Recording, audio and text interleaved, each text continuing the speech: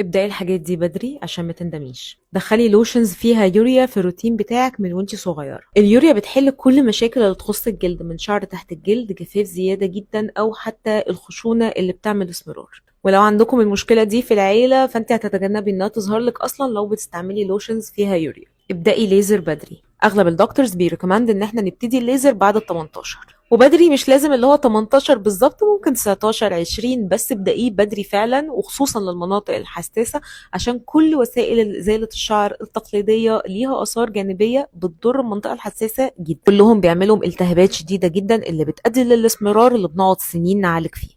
والالتهاب ده بيودينا للبوينت التالتة. حصل لك اي التهاب جلدي من اي نوع، انت عارفه ان كريم ملطف بس تمشي عليه، ولو الموضوع كبير شويه نروح لدكتور، هتروح في مثلا اسبوع او اتنين، لكن ما تسيبيهوش وتفضلي تلعبي فيه وتهرشي فيه لحد ما يقلب بتصبغات. بجد بتكون من اعنى التصبغات اللي ممكن تحاولي انك تعالجيها. اغلب الناس اللي عندها تصبغ حول الفم او في الوش مكان حبوب او حتى في المناطق الحساسه كانت بادئه بالتهاب بسيط، لو كانوا اهتموا وعالجوه صح ما كانتش هيبقى فيها اي مشكله.